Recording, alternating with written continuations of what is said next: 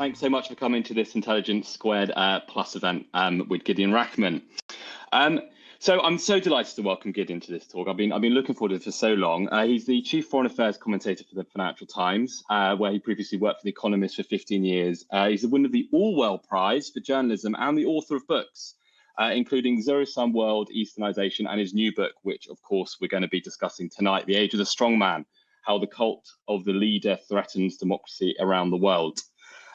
This event is going to run for an hour, of course. So, and 35 of those minutes roughly are going to be me talking to Gideon, and the rest of the time is going to be you all talking to Gideon. So get your questions ready. As Connor says, the way that you can ask them is by clicking on the Q&A button the kind of under the video screen and then just typing in the question. And if you want to put your name in there, then put that in as well. And I'll start going through them roughly past. But before then, I get to ask some questions first. So Gideon, a very, very warm welcome to you. Thanks. So let's begin at the beginning, I suppose, with the emergence of the Age of the Strongman. So when did this kind of historical epoch, I suppose, begin to creep into world affairs? Well, almost too neatly, you could pinpoint the very beginning of the century, because Putin comes to power on the 31st of December, 1999. But I think it takes a while for the strongman phenomenon to gather momentum and to be recognized. I think initially, the way Putin portrays himself and is regarded in the West is as a Democrat. As Clinton says, he's the guy. He meets him in the Kremlin in March 2000 and says, this is the man who will complete Russia's transition to democracy. And Putin speaks a kind of democratic language at the time. I think he only really begins to emerge as something else. Well, I suppose you could, if you wanted to, if you were paying close attention, you could look at the Chechen War, the prosecution of people like Khodorkovsky quite early on. But he changes his rhetoric in 2007 with a big speech in Munich, where he really breaks with the West and announces that Russia is not happy with the post-Cold War settlement. But then for a while, he looks like a kind of anomaly. Angela Merkel says, this is a guy from the 19th century struggling to exist in the 21st century. He seems like a kind of an anachronism. It's only really then becomes apparent, I think, over the next 10 years, that actually there's a whole lot of people rather like Putin who are emerging, who are these strongman figures, highly personalized, authoritarian, illiberal, nationalistic, traditionalist, often with an undercurrent of violence now made explicit in Ukraine. So just to run you through the roster, in 2003, Erdogan had come to power in Turkey, but he too was initially seen as a liberal democratic reformer. That becomes apparent that's not the case. He's also still there after 20 years. Xi Jinping in 2012 in China, crucial figure, because again, the West gets it wrong. They say this is he's going to be a liberalizer, he's going to be a Democrat, not at all. He centralizes power. And crucially, he does what a lot of these people do, which is create a cult of personality. He actually gets his thought incorporated into the Chinese constitution. He also abolishes term limits on his presidency, which is something both Putin and Erdogan does. And then you have Modi in India in 2014, and then 2016, the big year when Trump wins in the US. And suddenly we find that this style of leadership, which we had thought sort of alien to the West, actually is in the world's largest democracy. And then you get a raft of Trump imitators, most obviously Bolsonaro in Brazil, who wins in 2018. And there are a few others who I could name. But that's basically the chronology of it, and this emerging style, which now perhaps reaches a culmination with the invasion of Ukraine. And this style, Gideon, this kind of bundle of attributes that the strongman have. Can you dwell on that for a moment with us and begin to unpack what they all are? Because they're quite different, aren't they? There's like some kind of aspects of leadership, some aspects of politics and ideology, some kind of things that they hate, some things that they love. Yeah, no, absolutely. And I think that, one of the things that was interesting for me in the book was to see that these different traits were playing out in very different political systems. Because, I think a valid question to ask about a book like this is, can you really compare Xi Jinping with a leader like Orban in Hungary, or even Boris Johnson makes it into the book? Because I think he has elements of this, although he's, at the far sort of end of it.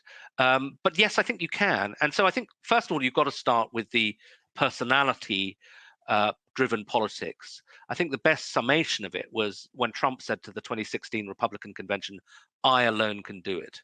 And that's sort of the claim of all of these leaders, that you need me specifically. This isn't a program it's about a strongman figure who is capable of taking the tough decisions.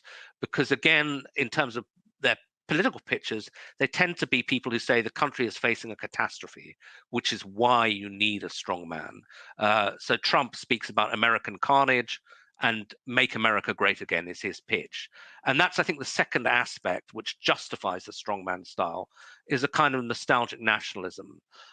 So that, if Trump's program is make America great again, well, Xi Jinping talks about the great rejuvenation of the Chinese people. Putin's justification for what he's doing right now is that Russia was in danger of losing its great power status, had to do something dramatic to pull things around. Modi sort of harkens back to an era of Hindu greatness before the British Empire, but even before the Mughal Empire. And it's a sort of make India great again, make Hindus great again. And even in his own way, Boris Johnson's Global Britain is sort of saying, look, we don't just have to be a member of a 27, 28 member club in the EU. We can strike out alone. We can be Great Britain again. And so there's that sort of nostalgic nationalism. And then I think along with that comes, when you combine the idea of a crisis and the personalism, there's a willingness to break the rules. There's an argument that the system is rigged against you, the little guy, by this globalist elite which isn't loyal to the nation. And to get things done, you need to break the crockery. You need to do things such, like Trump said, build a wall, ban all Muslims from entering the United States. Really dramatic stuff, even if it's illegal, because we're in such danger that we can't afford to play by these kind of globalist rules. And finally, another thing I think to look at is deep sort of social conservatism, because part of this illiberalism is the argument that these globalist elites are imposing sort of crazy alien values. And so one of the reasons that I think Putin finds an audience in the West is he catches on to disquiet about feminism, disquiet about trans rights, and becomes the champion of people, say, in the United States, who say, well, at last, here's a leader who's saying it like it is, who isn't captive to what Orban calls crazed gender ideology. And that kind of stuff really matters. It's a traditionalist appeal. It's a very macho appeal. And it has an undercurrent of violence in it as well.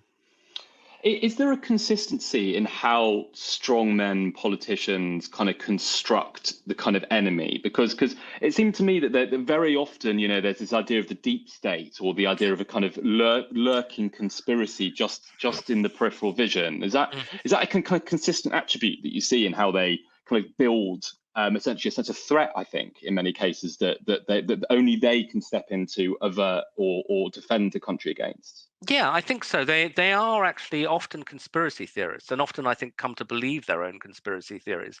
I used to think that conspiracy theories were something that only the powerless took refuge in, and that people actually running countries knew that, of course, these conspiracies were nonsense. But actually, if you look at Erdogan, he is a massive conspiracy theorist. He's always talking about plots against Turkey in the West. And interestingly, the figure that a lot of these leaders have lighted upon as the enemy is George Soros, because he ticks a lot of boxes. He's rich, he's Jewish, he's a banker, so he trades with money, rather than doing something physical with his hands. He's a liberal internationalist. And he is involved in politics. He funds things like the Open Society Institute, often things that they don't like NGOs that make life difficult for you, that protect the rights of minorities or protect the press. And so he has become denounced. And this is an interesting thing, is that these guys pick up rhetoric from each other. So I don't know where well, actually, I do know where the Soros conspiracy theories start, probably in Russia. It's when they start cracking down on some of the Soros-based NGOs. Russia's the first place he's closed down, but then it spreads to the United States.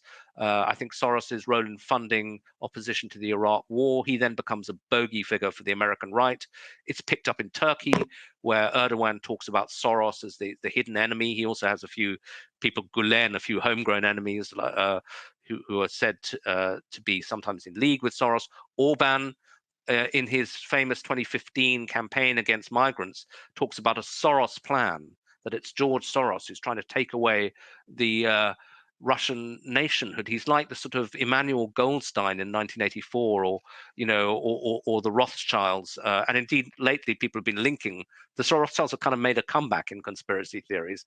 Nobody talked about them for a while, and now they're back. But they're kind of Soros style, a bit global, a bit sort of Jewish, a bit rich, and sort of popping up all over the place, and therefore very convenient enemy for these strongman leaders. The Chinese have a slightly different thing. I don't think they've picked up on the anti-Soros stuff, but they are do share with Putin. Xi and Putin share a belief that America is attempting to overthrow their governments. So in the joint statement they issued on February the 4th, just 3 weeks before the invasion, they talk about American-sponsored color revolutions around the world. So Putin sees a hidden American hand in Ukraine. Xi sees a hidden American hand in Hong Kong.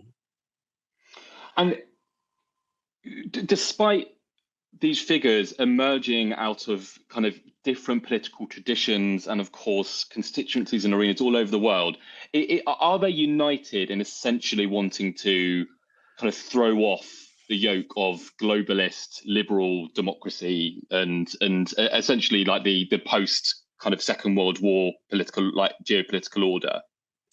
Yeah, although from different starting points, so that, again, China's terribly important, but it is a slight outrider because it has its own grievances and its own very distinct political culture.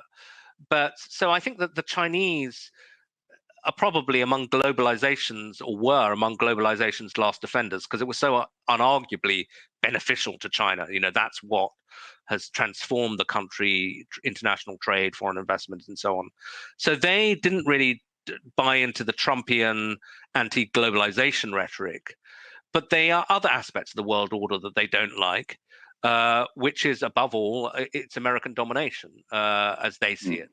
They believe that America, or the West, is trying to impose liberal values on them. So they were among the first to start arguing alongside the Russians that, there isn't a set of universal values as preached by the West that we all need to buy into. We're separate civilizations. The Chinese, the Russians, the Turks, the Indians, actually, to a degree, start talking the language of civilization, separate civilizations, which should be left alone to get on with things their own way. So that is the sort of pushback against a liberal world order. The liberalism may be appropriate for you, but it's not appropriate for us. Then there's the economic aspect, which is the globalization aspect, which tends to be more latched on actually in the West, where there is a bigger constituency of people who feel that their lives have been going backwards and that there's the economic system is rigged against them, for whom that makes sense. And obviously Trump appeals to that group. I think in the West, it's very, very noticeable that the populist kind of insurgents who tend to vote for strongmen or produce strongmen are based outside the big cities. And typically their constituency is less well educated. Trump says at some point, "We love the poorly educated," because they're sort of flocking to his banner. And I think in France right now, it's been calculated that there's actually a kind of numerical connection you can show between distance from a train station and support for the what used to be the Front National, for Le Pen. So it's the sort of cut off, the people who are doing badly economically, who are very susceptible to this argument that, things were better before all this globalization, before we were getting all our goods from China and the jobs went. And of course, it's not a ridiculous argument. I mean, I think that there have been big winners from globalization, but also losers. All right, well, there's one strongman, of course, that we have to think about and worry about, indeed, perhaps more now than almost any other point I can certainly remember. Now, Gideon, there's a very arresting moment in the book where you physically in the room with Vladimir Putin, and you say he kind of radiates this kind of quiet menace. What was it like? What is Putin like in the flesh? Well, it was a long time ago. It was 2009, and perhaps tellingly, it's a bit of a cliche for journalists to be at Davos, but it was interesting that Putin was at Davos because at that point, and this is even a year after the attack on Georgia, 2 years after the Munich speech, he's still a member of the club. Literally, he's invited, he gives speeches, he's courting investment bankers, Russian oligarchs are throwing the best parties at Davos, and so on. So, for all he's done, he sees a point in sitting down with a group of largely Western journalists. There were probably like 20 of us. And he was initially polite, but a bit bored. He was kind of going through the motions. And then I can't even remember what it was that provoked him. Either it was a question he didn't like, or just he was deciding to have some fun with somebody. But an American guy, asked him a question he didn't like. And he said, well, that's a very interesting question. But before I answer it, could I just ask you about that extraordinary ring you're wearing on your finger? And so we all kind of turn around, and indeed, this guy has a big ring on his finger. And then Putin says, "Oh, surely you don't mind me asking about that, because you wouldn't be wearing something like that unless you were deliberately trying to draw attention to yourself." And at which point everyone sort of laughs along with the bully, and the question is forgotten. The guy's squirming a bit. And it was almost like you felt this guy's learned this technique somewhere. It was a kind of creepy intelligence operative / bully thing to do. And I'd almost forgotten about it. And then I saw him do it again just before the war in Ukraine, where, if you remember, he has this famous meeting, which is televised, we all see, with his National Security Council. And there is this ostensibly scary securocrat, Narishkin, who runs the intelligence services, who is asked about Putin's plans for the recognition of Donetsk and Luhansk, and is clearly uncomfortable, and sort of flubs his lines slightly. And Putin does this thing again of deliberately humiliating somebody in front of an audience, which I'd seen him do back, a decade before. So, yeah, he is somebody who enjoys radiating power, who enjoys radiating menace. And that is unusual in a world leader. Normally, they try to, at least initially, to be a bit seductive or to be impressive, not to come across like a thug. Whereas I don't think Putin minds doing that.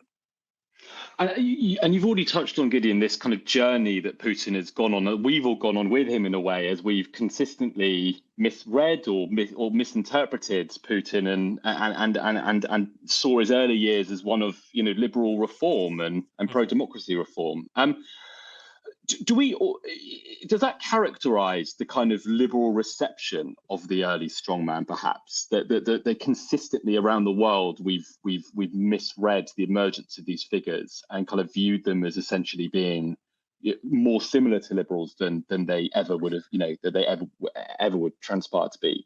Yeah, I think so. Doing the research for the book, it was very striking. If you looked at the early verdicts of a lot of these leaders, how wrong they seem in retrospect, and we were making the same mistake again and again. I think it was partly a very globalization-driven view of the world, because there was this sense that that the key to being a successful leader was to open your markets, to encourage foreign investment. That if a leader did that, then the rest would probably follow, because if you were going to have a rules-based system at home to encourage investment, well, then you'd have to have independent courts and you'd have to have a democracy. So if people sort of made the right noises economically, we often thought, oh, well, the political bit will follow. But to be fair, they often spoke the language of democracy. So I mentioned that Putin's early statements, he talks about, we are going to become a democratic nation. Then Erdogan is, again, a very interesting case, both because of the change in his language and in his reception. He comes to power in 2003, just after 9/11, with the Iraq war looming. And the West is very preoccupied by the Muslim world, and very much looking for somebody who can sort of crack the problem of political organization as we see it in the Muslim world. And Erdogan is seized upon as, okay, he's religious, but he's also a democrat, and he will show that Islam and democracy and the West, it's all compatible. And he is hugely courted by the West. Obama makes his first speech overseas in Turkey. It's said that he speaks to Erdogan in his first 2 years more than any other foreign leader. And if you read, say, editorials in the New York Times at the time, it's all about this guy is this key figure who's going to show Islam and democracy are compatible. Again, big misreading. By 2012, Erdogan is, clearly an authoritarian leader, has locked up all sorts of people, has moved into a vast presidential palace, et cetera, et cetera, et cetera. But others, Xi Jinping, again, if you look what was written at the time by Western commentators about him, people were saying, well, he's clearly going to be an economic reformer. That's the key to him. And maybe he'll do a bit of political reform as well. That's clearly going to happen. Then Modi in 2014, I got wrong. I mean, that was an interesting one because he already had this very dark record in Gujarat, and he had been banned from entering the United States. And there were politics first people, liberals, who said he's too dangerous. I guess my mistake was that, at the FT, we mixed with a lot of business people. And, India was in the doldrums at the time. And a lot of Indian businessmen were saying to me and to others, you know what, the Gujarat stuff was a decade ago. Look at his record since then. He's basically an economic reformer.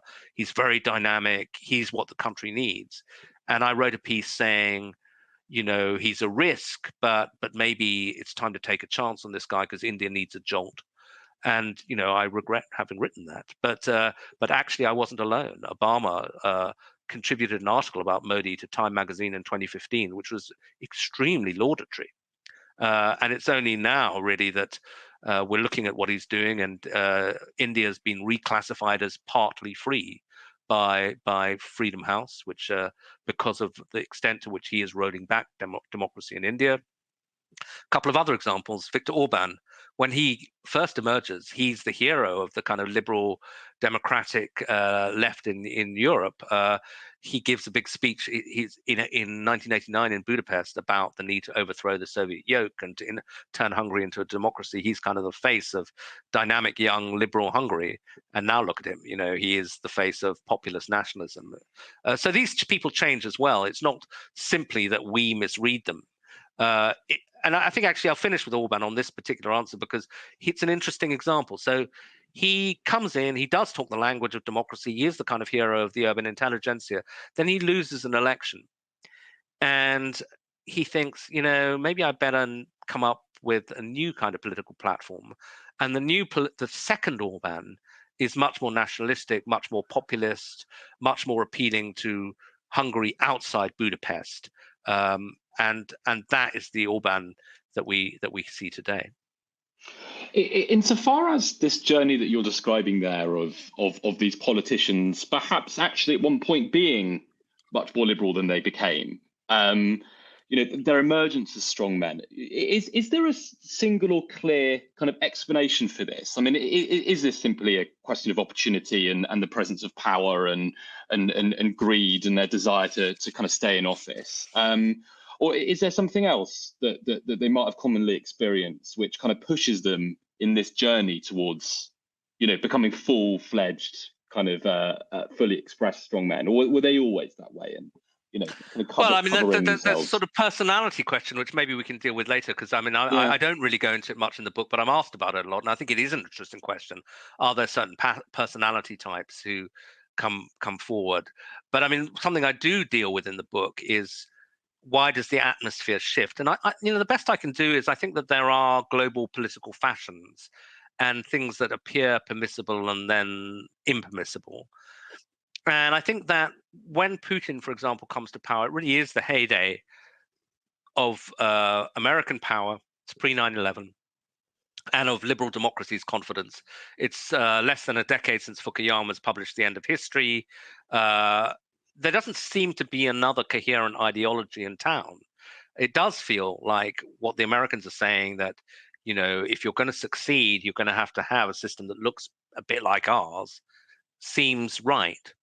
And then Putin begins to change things by becoming more overtly anti-Western, by becoming more openly authoritarian, locking up his enemies at home, waging mini wars, a very brutal war actually internally in Chechnya, and then attacking Georgia and so on.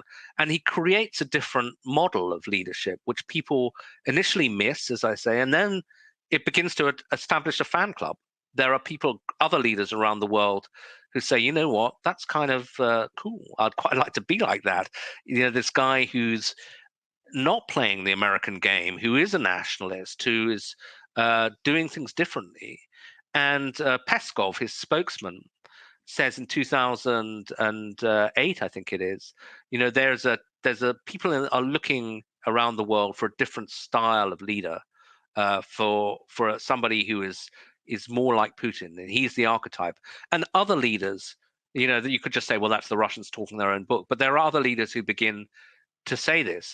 Classically, Duterte in the Philippines, who is a real, strongman's probably too polite. He's a bit of a thug, but when he's asked in a debate in the Philippines, who is your political hero, and he says, my hero is Putin. Now, it's said with a smirk because it's deliberately intended to shock, but there's something in it as well.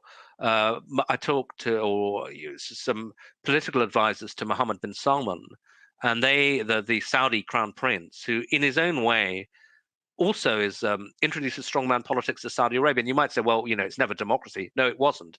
But it was a collective leadership. It was a kind of collective royal family that never had a single kind of figure like MBS who becomes the face of the country. And these advisors said, he's fascinated by Putin. He really admires him. He likes what he's doing.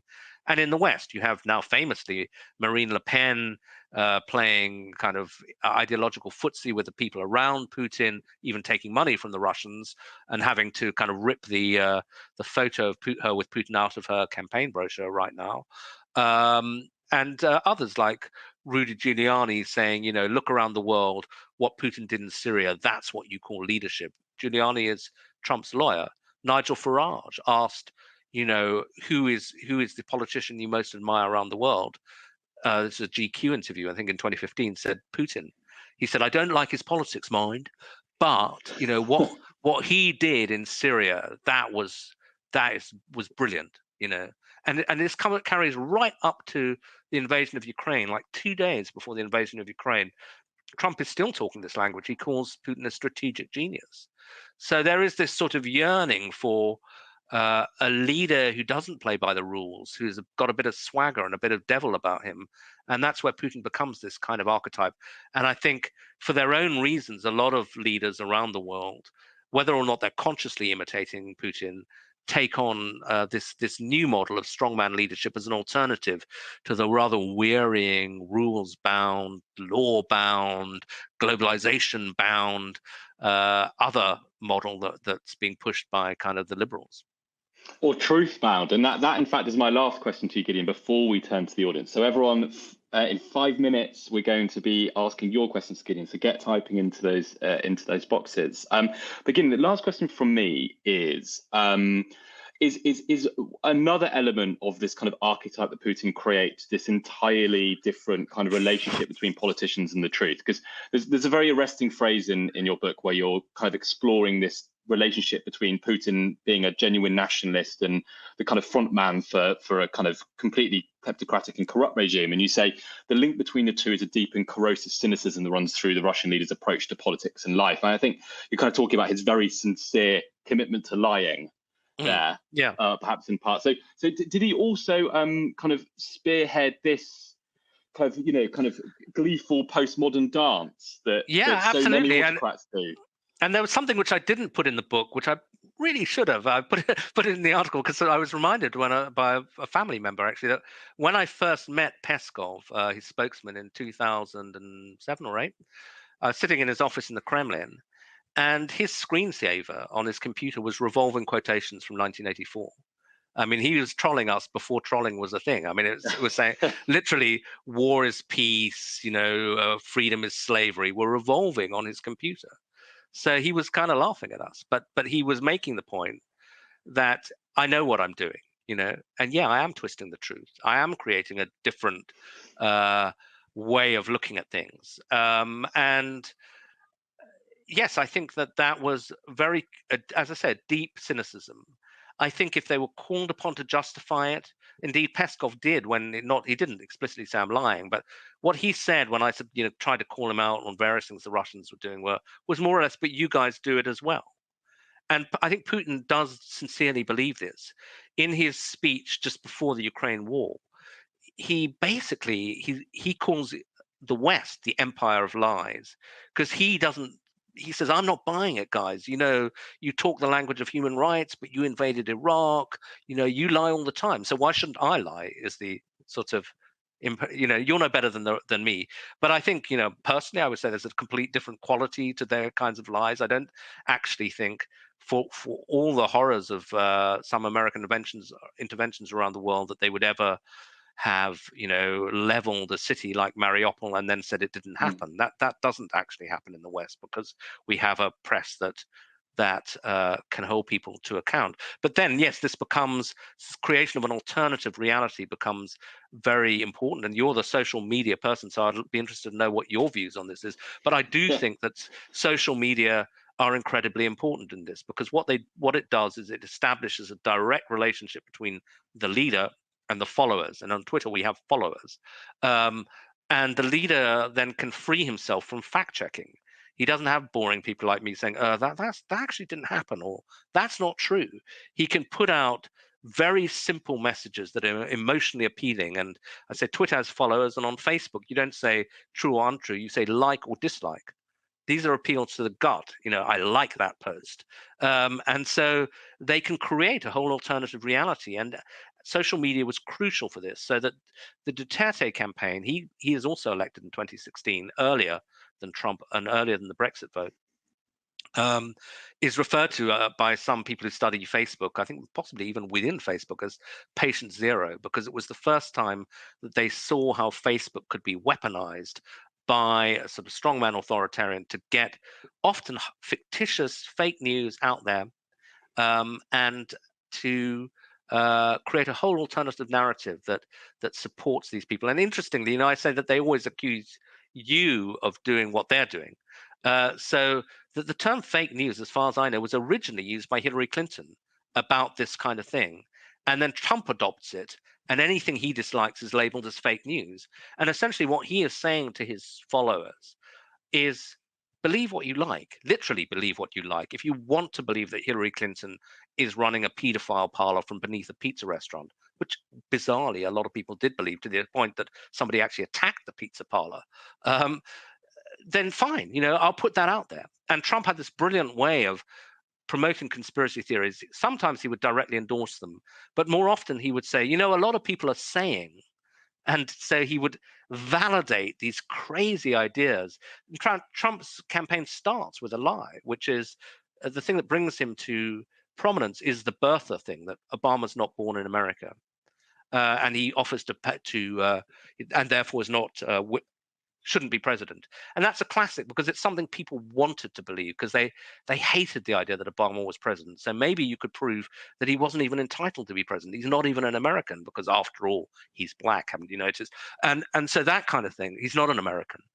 If you want to believe it, here's me saying this stuff that you want to believe. And that's been very true for Bolsonaro, for all of these guys, that social media and fake news, real fake news, not the kind they talk about, have been crucial. Well, what a fascinating answer. And yes, I mean, I'm going to hold my tongue, even though I have a million more questions to do with information warfare and online manipulation, of course. But instead, I will go to Judy Johnson first. The first question from the audience. Thank you, Judy. She asks here, Gideon, how closely is ism related to authoritarianism? Sorry, I missed the keyword. Is what related to authoritarianism? Dogmatism. Yeah. Well, I think it's very important in the sense that, it's part of the whole liberal style, which is to say, well, I kind of see your point, on the one hand, on the other, it's, I wouldn't call it dogmatism, I would call it simplism, by which I mean that these are people who say, the liberals out there are saying it's all very complicated, like Brexit, for example. It's complicated, that if you do this, there are trade-offs, etc., etc. You know what? It's not complicated. That's a dogmatic statement. It's also a simplist statement. It's saying you just have to cut through all the bullshit they're giving you and do this thing, this one big thing, and it'll be all right. So in our case, in the UK, it was Brexit, get Brexit done, whatever. In Trump's, it's often a three-word slogan. It's build a wall. Illegal immigration is a problem. Just build a massive wall, and that'll be fine.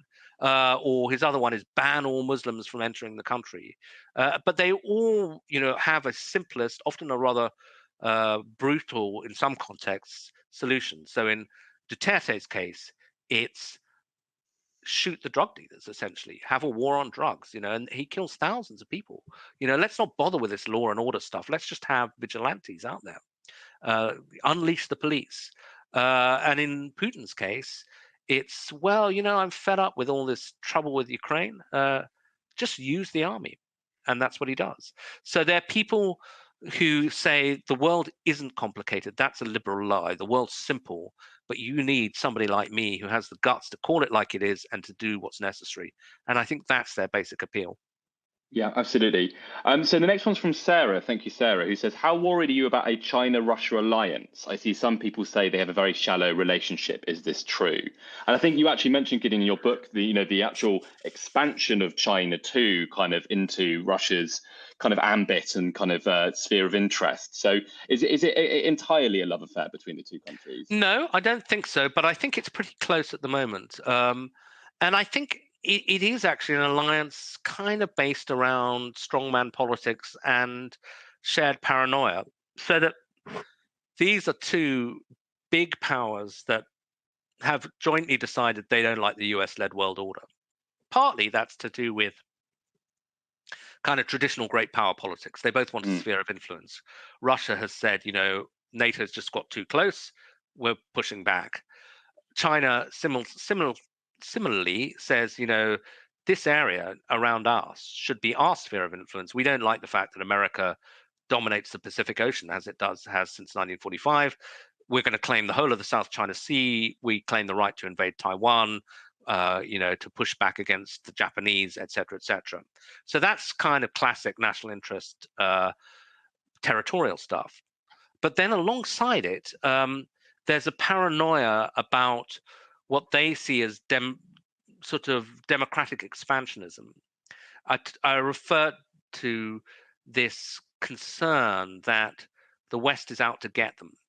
And they believe that this human rights language that Hillary Clinton or whoever, most American leaders use, is not just some innocuous kind of annoying effort to protect a dissident in China or to speak out for memorial in Moscow, that actually there's a much more sinister agenda as they see it behind them, and that is to remove them from power.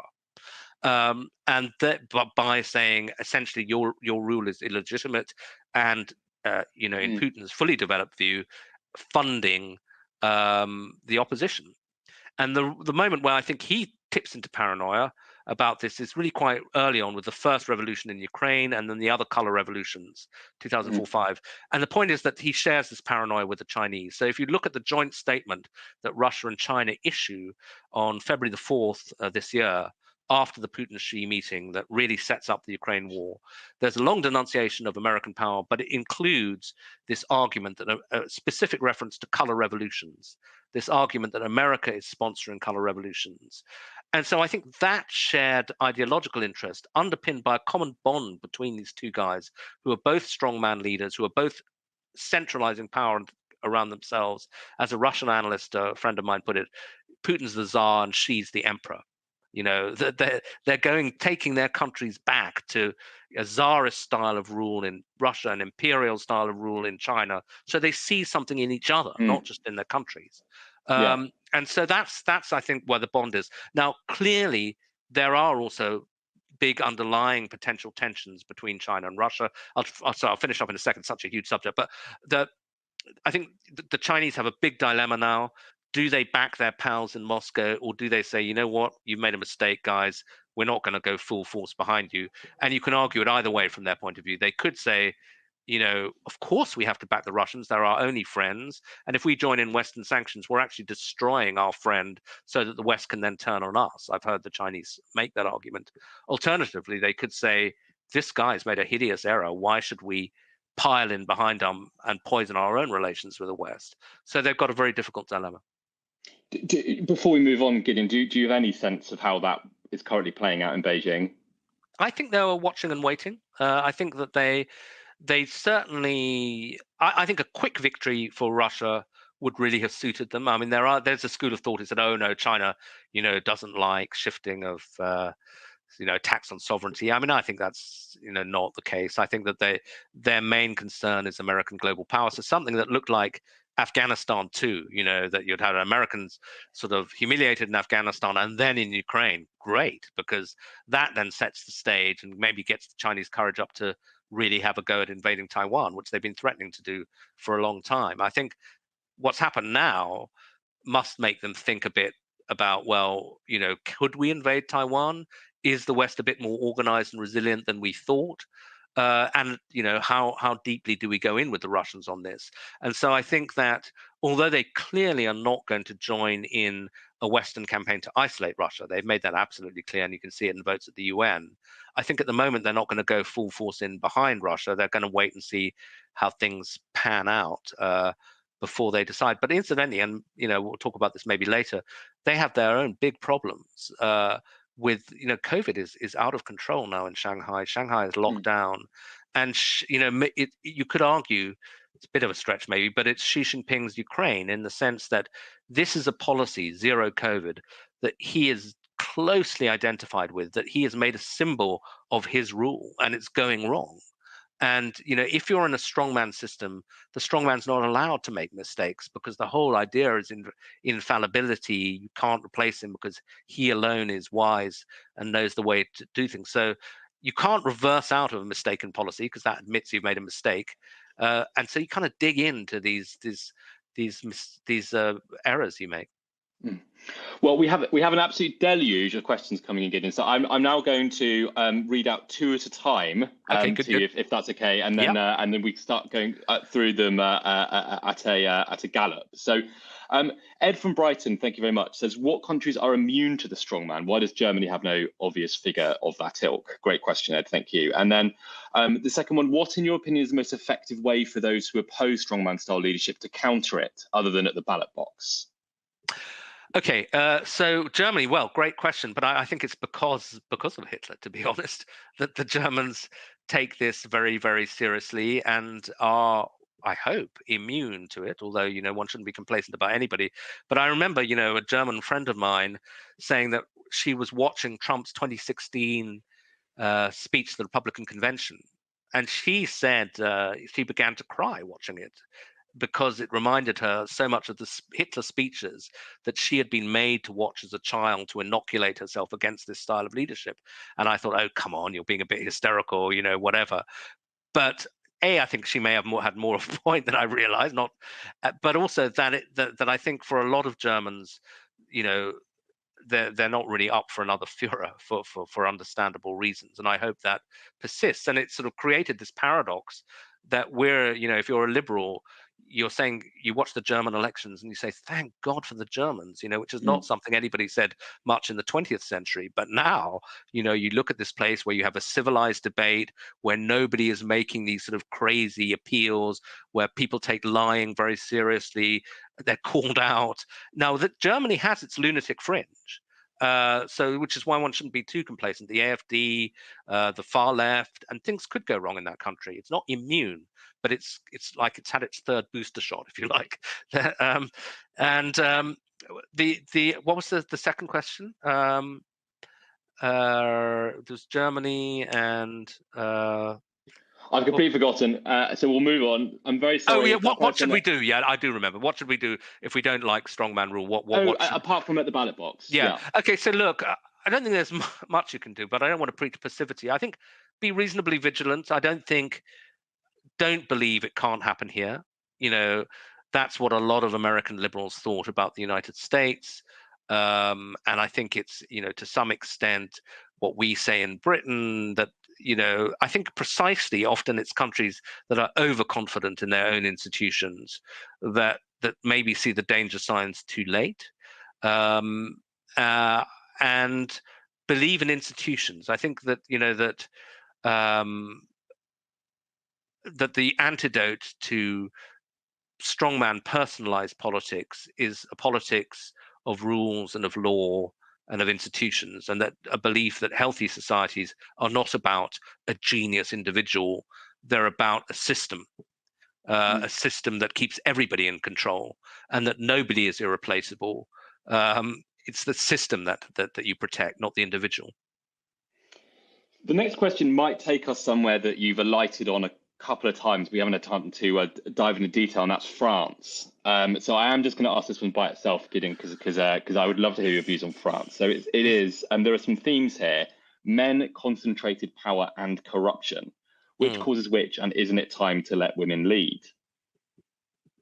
Yeah, I mean, I think that certainly the whole writing a book about the whole strongman politics did make me think, to use another kind of slightly modish word, that there is something about sort of toxic masculinity, a certain form of it that is represented by these leaders, and that is that part of this sometimes is a kind of male backlash thing. Often the figures that the strongman choose to deride are women. Hillary Clinton becomes a hate figure for the Trump camp, and Salvini, who is the would-be strongman of Italy. I remember meeting an Italian female politician who said that Salvini had waved around an inflated sex doll on the stage with her name written on it. That's unbelievably crude masculine chauvinism. The question is, could you, I don't think that women, however incapable of being bad or brutal rulers, I don't think that they're likely to be in quite this way. And I think Marine Le Pen is an interesting test case, because she might be the first female strongman, if you like, if she wins. A couple of things to say about her. Obviously, she is where she is partly because she's part of a dynasty which was started by a man, by her father, Jean-Marie Le Pen. And I think that actually strongman politics is strongly dynastic. If you look at, the Trump family, or Duterte's daughter's about to become vice president of the Philippines, and so on. It doesn't have to be, but it often has that element. But I think that if you look at Le Pen's pitch in other respects, it is classic strongman stuff. There's the nostalgic nationalism. We used to be great. We can't be great again. There's anti-globalism. In fact, she's explicitly said, politics is now a battle between nationalists and globalists. She has, on occasions, inevitably denounced George Soros, et cetera, et cetera. There's a lot of very familiar themes in what Le Pen is doing. Thank you, Gideon. The next question, I think, nicely brings us onto a theme it would be good for us to look at in the final 10 minutes. And this one is from Jackie Francis. Jackie, I will paraphrase your question, but essentially the question says, what's the right liberal response to all of this? So the picture that you've painted is a very powerful one of strongmen actually gaining and winning power and, kind of beating the kind of liberal argument. Like, how do we evolve, liberals, I suppose, to kind of respond to this kind of new politics? Yeah, well, I think that my book might be a bit too fatalistic in retrospect, because I don't really answer that question. I sort of end up saying, look, these guys will fail because it's a very flawed model of government, and you, in a sense, you've almost got to wait them out. I think that's probably true, but it's not enough of a plan of action. I think that liberals have a dilemma which they've got to think about very hard, which is that it's easy. I've done the easy part to say these guys are thugs, they're liars, etc., etc. That's all true, but you've got to answer the question: why are they so popular? At least in democracies, I think the economic bit of it we can deal with relatively easily. Not in terms of finding the golden bullet that'll fix the economy, but at least recognizing the grievance and saying, yeah, bits of America were devastated. If you look at the life expectancy of white men, uneducated white men in America, it was actually falling in the last 20 years in the same way that it was falling in the Soviet Union in the 1990s. It was a kind of sign of what the economists Angus Deaton called deaths of despair, and that this was a sign that something really badly wrong was going on. So perhaps we shouldn't be surprised if it produces an extreme political reaction. And I think that is a very large part of the answer for liberals, is that maybe we became too besotted with what became called neoliberalism, which was too in turn associated with rampant inequality. It sort of said, trickle down, rising tide will lift all boats, etc. Let's just get growth going. And we didn't worry too much about the distributional effects. And we were probably wrong about that. I think the other bit that is harder for liberals is migration, immigration, race, because I think that's a really important driver of a lot of this. It's important for Orban. I think the backlash against open borders is crucial to Brexit. Trump's slogan, after all, is "build a wall." These groups, these leaders, tend to be majoritarians who are not interested in minority rights, and who are often either openly racist or sort of flirting with racism. And as a liberal, what do you do with that? Interesting one. Do you say, well, maybe we have gone too far on the way of open borders, that we do restrict immigration, that we try and take this emotion and channel it into something acceptable? Or do we say, you know what, it's already so closely associated with racism that, and anyway, it's so contrary to the kind of society that we want to promote, which is actually saying, that in some cases that white privilege is too entrenched, needs to be taken on, etc., that we need to push hard back in the other direction. That's an interesting argument. And I think that it's one that we've only just begin to grapple with, partly because actually the liberal left is under its own form of pressures and is having its own civil wars on these issues. So that, for example, I think another one is actually trans rights, where I think, if you get sort of your average sort of Democrat or Labour Party politician of my age, they would say, look, this is the last issue we want to be arguing on. We can see it's a loser for us at the ballot box. Maybe we kind of make some concessions on this one, but they have a very powerful lobby which feels very passionately about this. And if they move in that direction, they get whacked from their own side.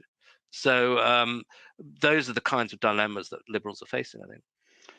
Do you see any fragilities or frailties within the strongman kind of model itself that might, Carl asks, hopefully, bring about its kind of downfall or decline? Because, if we look at Putin, here we have the strongman that's been in power longer than any other, and if all the death and destruction, obviously, that Putin has caused in Ukraine. I mean, I think the consensus, of course, is that it was a disastrous strategic decision. It's united and galvanized the West, and he's now kind of looks very isolated and trapped and surrounded by people not willing to tell him the truth, and almost a victim of his cult of personality as well. Is there anything in that might give us some hope? I think so. I mean, I do think it's a flawed model, and I think almost invariably ends up in disaster, actually. And as I said, arguably we're beginning to see that happen even in China with the zero COVID stuff, and the sort of trap that they're in there. The difficulty is that, how do you get out of it? Because you can recognize that it's going badly, but part of the thing is that these guys have abolished checks and balances, have often abolished elections, or only hold phony elections, so that the thing that democracies do have, with all their flaws, is they have a way of handling succession. And incidentally, I think that's why strongmen often move towards dynastic politics, because it's a sort of monarchical model where you handle the problem of succession by handing on to your child. But if you don't have that, what do you do with a leader who's losing his grip, either because he's getting old? I mean, Erdogan, Putin, and Xi are all in their late 60s, none of them in the best of health. They will get old. Or who begins to believe their own publicity and make horrible mistakes. But actually getting them out is difficult. There are some of these places where there are still elections. People hoped Orban might lose. He didn't. Erdogan faces an election next year, and if it's a clean election, he might well lose, because things are going really badly in Turkey. There's rampant inflation. The economy is in really terrible shape. But then the next question is, if he did lose, and it's a question, incidentally, with Bolsonaro in Brazil, who faces a presidential election in October, I think, or November. In both these Modi, cases, of course. Yeah. I think Modi's still popular, actually. He's just won a big victory in Uttar Pradesh. But Bolsonaro, I think, might lose, and Erdogan might lose. Question is, will they respect the results? Bolsonaro is already using Trump-style rhetoric about the ballot's going to be rigged and all of that. I think another thing that I think Netanyahu in Israel is an interesting example, because he was a kind of strongman leader, and in the end, the Israeli system was just able to evict him after 4 elections, where eventually they formed a coalition of everybody who wanted Netanyahu out, which was so broad that it included the sort of secular socialist Jews, religious Jewish nationalists, and the Muslim Brotherhood. Yeah. You know, were all in this single coalition that got him out. And so I think that's the other thing, is that I think opposition have to recognize that their differences with each other are less significant than the danger presented by the strongman figure, and have to unite around the project of getting rid of the strongman, if it's still Well, possible, if you're in a system where that can be done. thank you, Gideon. Final question here is from Camilla Redfern. Camilla, thank you so much for your question. It is, how far are the strongmen prepared to go in terms of punitive economic effects against their populations? And I guess more broadly, the pain that their populations in general will feel, accepting they can just blame the leaders of Western democracies. I mean, essentially, are sanctions going to, in any way, help usher Putin from power? I think probably not. I think that the sanctions in themselves, well, you know, there are various models of how that might work. I think the one where the Russian people are reduced to penury and decide that this guy is really bad news and take to the streets and overthrow him, sort of, you know, 1917 in 2022 or 3. I think there's a couple of obstacles to that. One is that he controls the media. So as you say, he can say, you know, it's the West that's doing this to you, and it just proves what I said all along, which is they're our enemy, and, you know, bring along the sort of memories of privation in the 1940s, and we pulled together then, and we've got to do it now. And some people will buy it. And for the ones who don't, you know, actually having a street revolution in Russia is not as easy as you might fondly hope. We had a dry run in Belarus next door, which is a very, you know, similar strongman leader. Lukashenko lost an election. A lot of people took to the streets, and they were killed, arrested, driven into exile. He did what was necessary, in his own view, to keep himself in power. And I think Putin would do the same. I mean, brave people go on demonstrations in Moscow. I was there in 2019 when there were people taken to the streets, but it wasn't like, you know, a protest in Britain. People were having their legs broken, literally, on the streets. So you've got to be quite brave, and you won't even necessarily succeed. So I think if sanctions work, and political scientists apparently look at transitions in authoritarian regimes and forms of authoritarian regimes, and apparently a palace coup tends to be much more likely than a street revolt. So you've got to hope that it's a group of people around the leadership who get together and say, you know what, time to get rid of the old guy, and manage to organize themselves. And even that is very, very difficult, because although I'm sure there's discontent in the Russian system, finding each other and organizing and getting the plot in place and getting it to work, those are difficult things. Well, Gideon, thank you so much. Absolutely fascinating, but sadly a discussion that has to come to an end. So everyone, you've been listening to Gideon Rachman, the Chief Foreign Affairs Commentator for the FT, and the author of the brilliant book, The Age of the Strongman, How the Cult of the Leader Threatens Democracy Around the World. I've been Carl Miller, and Connor, back over to you.